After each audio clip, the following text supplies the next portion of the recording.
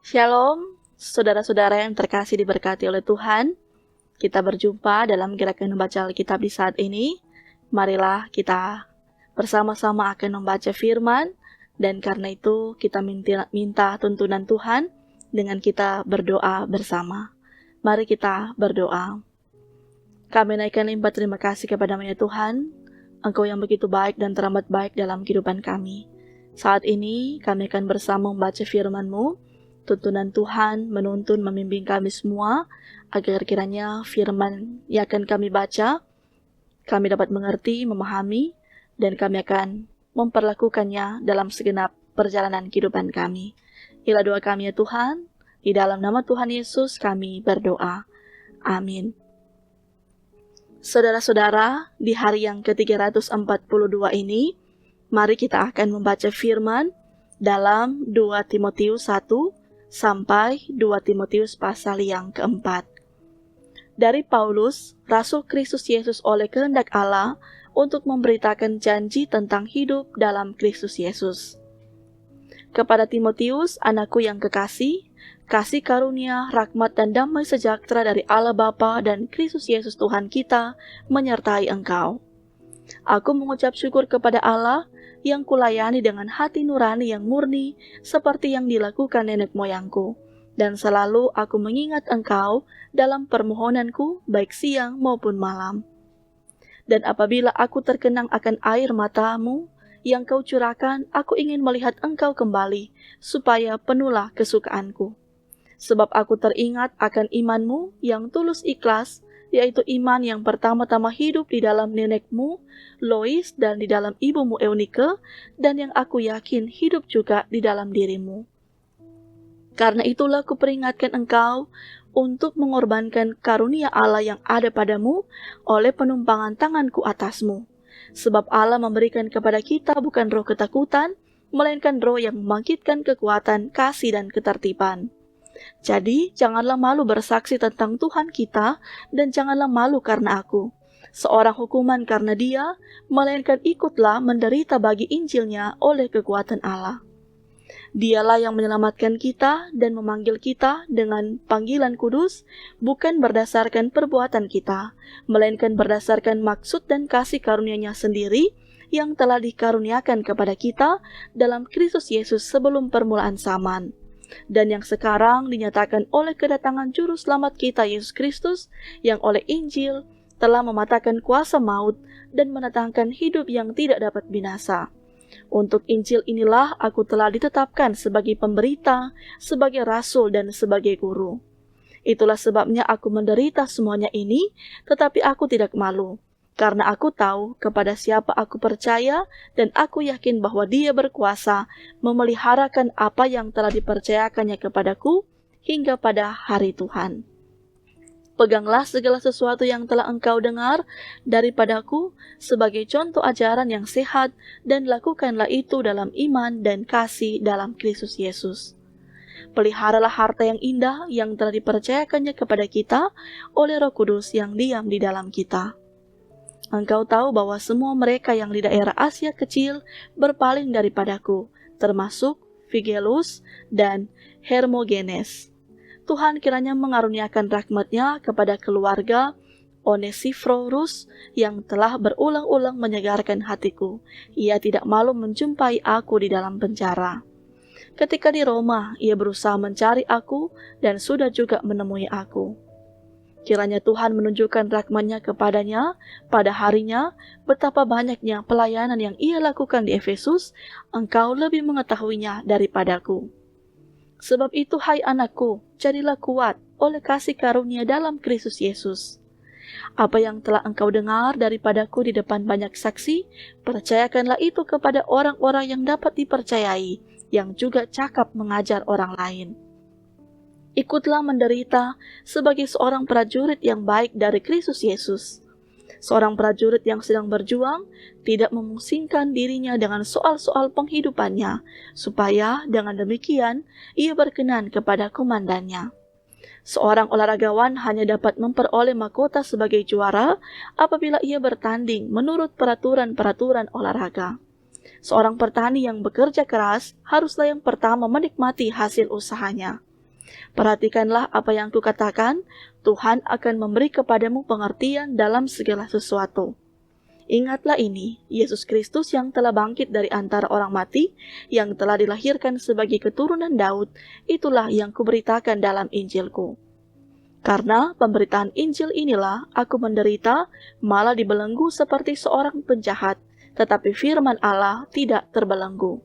Karena itu aku sabar menanggung semuanya itu bagi orang-orang pilihan Allah, supaya mereka juga mendapat keselamatan dalam Kristus Yesus dengan kemuliaan yang kekal. Benarlah perkataan ini, jika kita mati dengan Dia, kita pun akan hidup dengan Dia. Jika kita bertekun, kita pun akan ikut memerintah dengan Dia. Jika kita menyangkal Dia, Dia pun akan menyangkal kita. Jika kita tidak setia, Dia tetap setia, karena Dia tidak dapat menyangkal dirinya. Ingatkanlah dan pesankanlah semuanya itu dengan sungguh-sungguh kepada mereka di hadapan Allah, agar jangan mereka bersilat kata, karena hal itu sama sekali tidak berguna, malah mengacaukan orang yang mendengarnya. Usahakanlah supaya engkau layak di hadapan Allah sebagai seorang pekerja yang tidak usah malu, yang berterus terang memberitakan perkataan kebenaran itu. Tetapi hindarilah omongan yang kosong dan yang tak suci yang hanya menambah kefasikan. Perkataan mereka menjalar seperti penyakit kanker, di antara mereka termasuk Himeneus dan Filetus, yang telah menyimpang dari kebenaran dengan mengajarkan bahwa kebangkitan kita telah berlangsung dan dengan demikian merusak iman sebagian orang. Tetapi dasar yang diletakkan Allah itu teguh, dan meterainya ialah Tuhan mengenal siapa kepunyaannya, dan setiap orang yang menyebut nama Tuhan hendaklah meninggalkan kejahatan. Dalam rumah yang besar bukan hanya terdapat perabot dari emas dan perak, melainkan juga dari kayu dan tanah, yang pertama dipakai untuk maksud yang mulia dan yang terakhir untuk maksud yang kurang mulia. Jika seorang menyucikan dirinya dari hal-hal yang jahat, ia akan menjadi perabot rumah untuk maksud yang mulia, ia dikuduskan, dipandang layak untuk dipakai tuannya, dan disediakan untuk setiap pekerjaan yang mulia.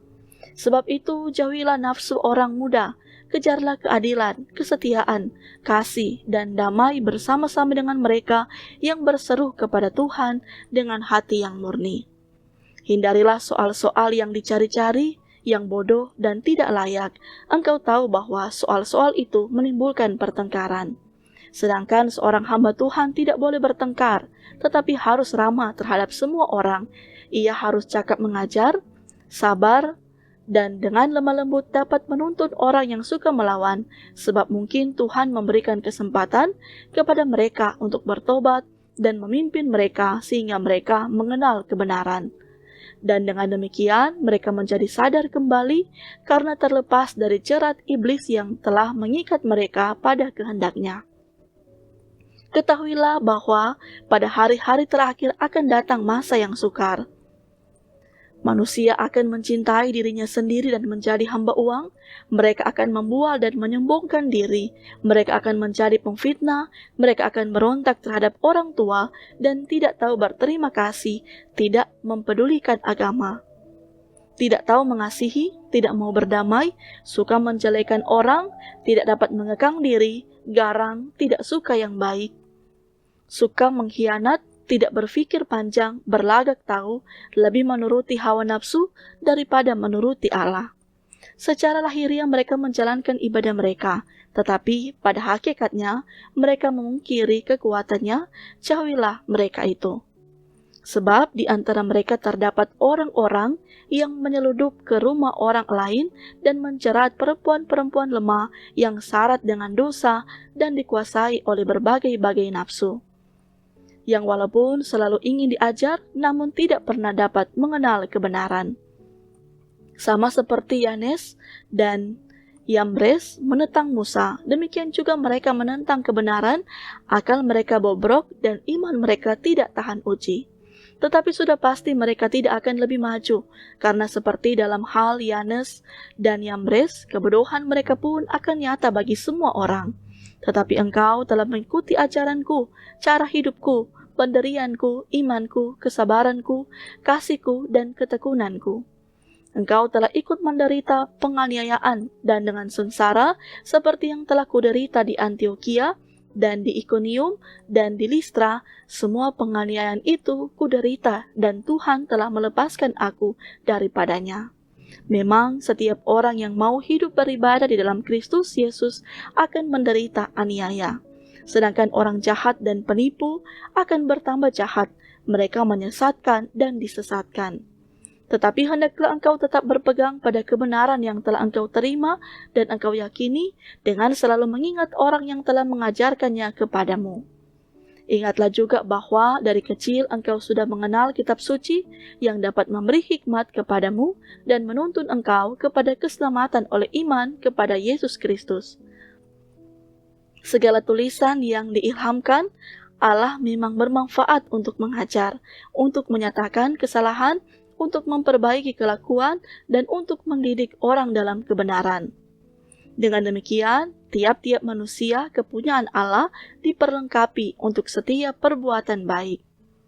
Di hadapan Allah dan Kristus Yesus yang akan menghakimi orang yang hidup dan yang mati, aku berpesan dengan sungguh-sungguh kepadamu demi penyataannya dan demi kerajaannya. Beritakanlah firman, siap sedialah baik atau tidak baik waktunya, nyatakanlah apa yang salah, tegurlah dan nasihatilah dengan segala kesabaran dan pengajaran. Karena akan datang waktunya, orang tidak dapat lagi menerima ajaran sehat, tetapi mereka akan mengumpulkan guru-guru menurut kehendaknya untuk memuaskan keinginan telinganya. Mereka akan memalingkan telinganya dari kebenaran dan membukanya bagi dongeng. Tetapi kuasailah dirimu dalam segala hal, sabarlah menderita, lakukanlah pekerjaan pemberita Injil dan tunaikanlah tugas pelayanmu. Mengenai diriku, darahku sudah mulai dicurahkan sebagai persembahan dan saat kematianku sudah dekat. Aku telah mengakhiri pertandingan yang baik, aku telah mencapai garis akhir, dan aku telah memelihara iman. Sekarang telah tersedia bagiku mahkota kebenaran yang akan dikaruniakan kepadaku oleh Tuhan, Hakim yang adil, pada harinya, tetapi bukan hanya kepadaku, melainkan juga kepada semua orang yang merindukan kedatangannya. Berusahalah supaya segera datang kepadaku. Karena Demas telah mencintai dunia ini dan meninggalkan aku. Ia telah berangkat ke Tesalonika, Kreskes telah pergi ke Galatia, dan Titus ke Dalmatia. Hanya Lukas yang tinggal dengan aku, jemputlah Markus dan bawalah ia kemari, karena pelayanannya penting bagiku. Tikitus telah kukirim ke Efesus. Jika engkau kemari bawa juga jubah yang kutinggalkan di Troas, di rumah Karpus, dan juga kitab-kitabku, terutama perkamen itu. Alexander, tukang tembaga itu, telah banyak berbuat kejahatan terhadap aku. Tuhan akan membalasnya menurut perbuatannya. Hendaklah engkau juga waspada terhadap dia, karena dia sangat menentang ajaran kita. Pada waktu pembelaanku yang pertama tidak seorang pun yang membantu aku. Semuanya meninggalkan aku, kiranya hal itu jangan ditanggungkan atas mereka. Tetapi Tuhan telah menampingi aku dan menguatkan aku, supaya dengan perantaraanku, Injil diberitakan dengan sepenuhnya, dan semua orang bukan Yahudi mendengarkannya. Dengan demikian, aku lepas dari mulut singa. Dan Tuhan akan melepaskan aku dari setiap usaha yang jahat, Dia akan menyelamatkan aku, sehingga aku masuk ke dalam kerajaannya di sorga, baginya lah kemuliaan selama-lamanya. Amin.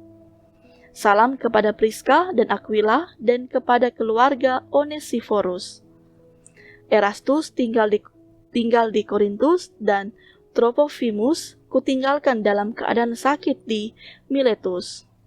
Berusahalah kemari sebelum musim dingin. Salam dari Ebulus dan Pudes dan Linus dan Claudia dan dari semua saudara. Tuhan menyertai rohmu, kasih karunia-Nya menyertai kamu. Mari Bapak Ibu Saudara-saudara kita berdoa. Terima kasih ya Tuhan, kami semua boleh dituntun dengan hikmat yang Tuhan beri, sehingga kami pun boleh membaca firman-Mu bersama, membawa kami untuk lebih taat dan setia, untuk selalu menunaikan segala tugas tanggung jawab kami untuk selalu rajin berdoa dan membaca Alkitab dalam segala keberadaan kehidupan kami.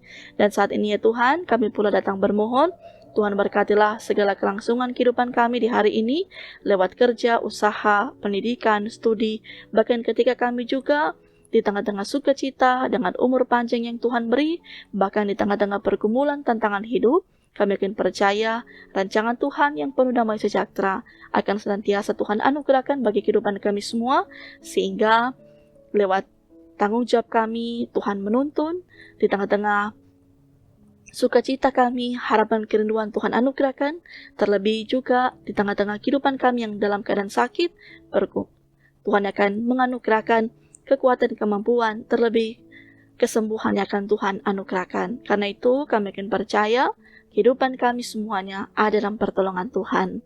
Inilah doa kami, di dalam nama Tuhan Yesus kami berdoa. Amin. Terima kasih Bapak Ibu Saudara-saudara. Kita semua boleh membaca firman Tuhan di saat ini. Tetaplah setia dan taat kepada Tuhan. Tuhan memberkati kita sekalian.